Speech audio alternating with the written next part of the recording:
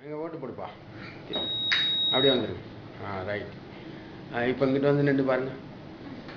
இப்போ இந்தியாவில் அனைத்து மக்களுக்கும் ஓட்டு உரிமை கொடுக்கல. எந்த ஒரு மனிதனுக்கும் இந்தியாவில் ஓட்டு உரிமை கொடுக்கவில்லை. ஓட்டு உரிமை என்ற பெயரால் பிபி சவுண்டு லைட்டும் கொடுத்துட்டு மிஷின் மூலமாக திருடி ஆட்சி ஆளுகிறார்கள் முதலமைச்சர் பிரதமர் ஐயா அவர்கள். இதற்கு எந்த ஒரு கட்சி தலைவர்களுக்கும் தெரியாம திருடுகிறார்கள். அதை அம்பலப்படுத்தியிருக்குது இந்தியன் அறிவியல் கல்வி அறக்கட்டளை நிறுவனர் PO ஜெயபாண்டி சயின்டிஸ்ட்.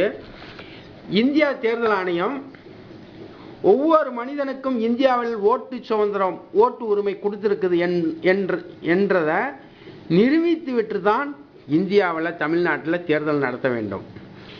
எங்களுக்கு இந்தியாவில் இருக்கிற மக்களுக்கு அனைவருக்கும் பிபி சவுண்டும் லைட்டு மட்டும்தான் கொடுத்துருக்காங்க.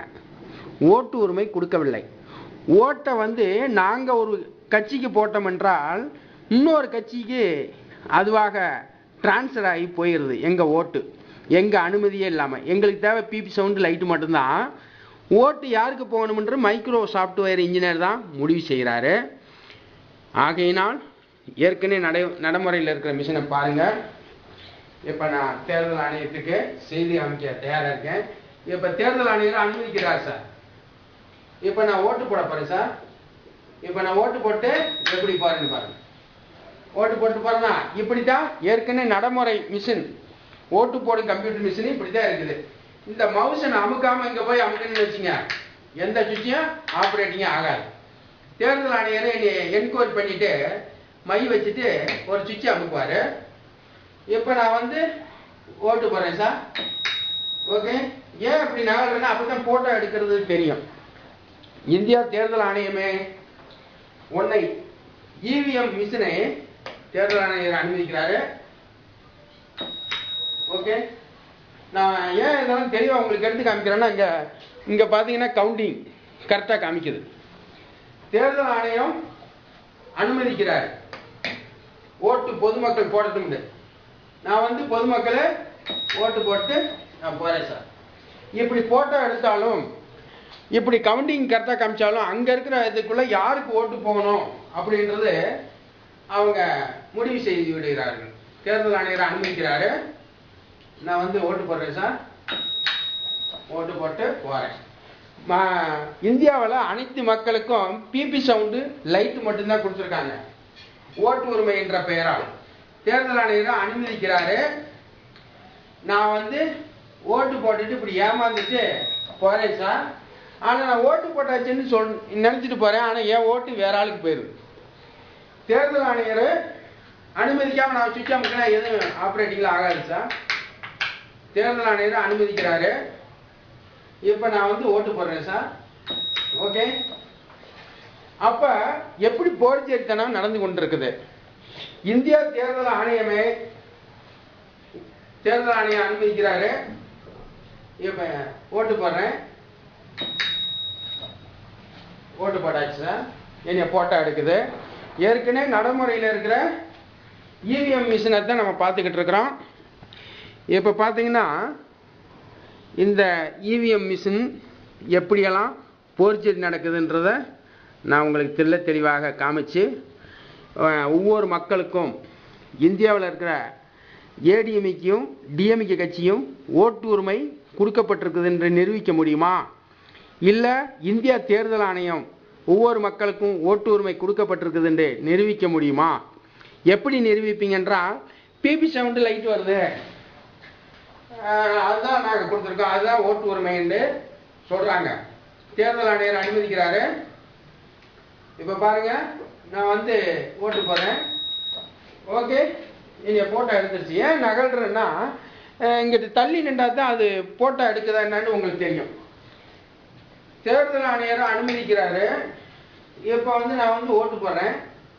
ஓகே. ஓட்டு போட்டாச்சு சார். நான் இங்கிட்ட வந்துடுறேன். இப்படி ஏமாத்துவது உலகத்திலே இவ்வளவு நவீன காலத்தில் வந்து தேர்தல் ஆணையர் அனுமதிக்கிறாரு. ஓட்டு போடுறேன் சார். ஓட்டு போட்டு வந்தேன். இந்தியா தேர்தல் ஆணையமே உன்னுடைய இவிஎம் மிஷினை ஒரு மிஷினை கொடுத்தேன் என்றால் நீ யாரை வெற்றி பெற வைக்கணும் என்று நினைக்கிறியோ அவரை நான் வெற்றி பெற வைக்க முடியும் உன்னுடைய இவிஎம் மிஷின் மூலமாக. அதே மாதிரி யார் தோல்வி அடைய வேண்டுமோ அவரை தோல்வி அடைய வைக்க முடியும் அந்த மிஷின் மூலமாக. அதே மாதிரி யார் டெபாசிட் இழக்கணும் அப்படின்னா அவரை டெபாசிட் இழக்க வைக்க முடியும் இந்த இவிஎம் மிஷின் மூலமாக. ஆகையினால் இந்தியாவில் ஓட்டு திருட்டு சட்ட ரூல்ஸ் படியாக நடந்து கொண்டிருக்குது. இந்த சட்டத்தையும் இந்தியா தேர்தல் ஆணையத்தையும் மைக்ரோசாஃப்ட் வயர் புரோகிராம் பண்ணுற ஐயா அவர்களும் இதில் ஊழல் பண்ண முடியாது என்று நிரூபித்து விட்டு தான் இந்தியாவில் தமிழ்நாட்டில் தேர்தலை நடத்த வேண்டும். ஆகையினால் பாரம்பரியமாக வந்த ஓட்டு போடும் கம்ப்யூட்டர் மிஷினை வைத்து நாங்கள் ஓட்டு போட்டுக்கிட்டு இருந்தாக்க ஓட்டு பாரம்பரியமான தெரியணப்பா இதுல தெரியணும்.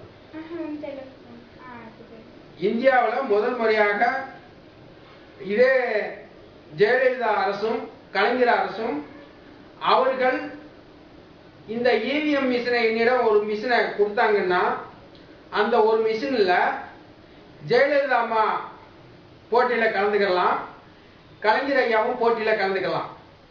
அந்த இவிஎம் மிஷின் ஒரு மிஷின் என்கிட்ட கொடுக்குறாங்கல்ல அதுல ஒரு சின்ன ஆல்ட்ரேஷன் பண்ணி ஒரு சாதாரண ஒரு மனிதனை வெற்றி பெற செய்ய முடியும்.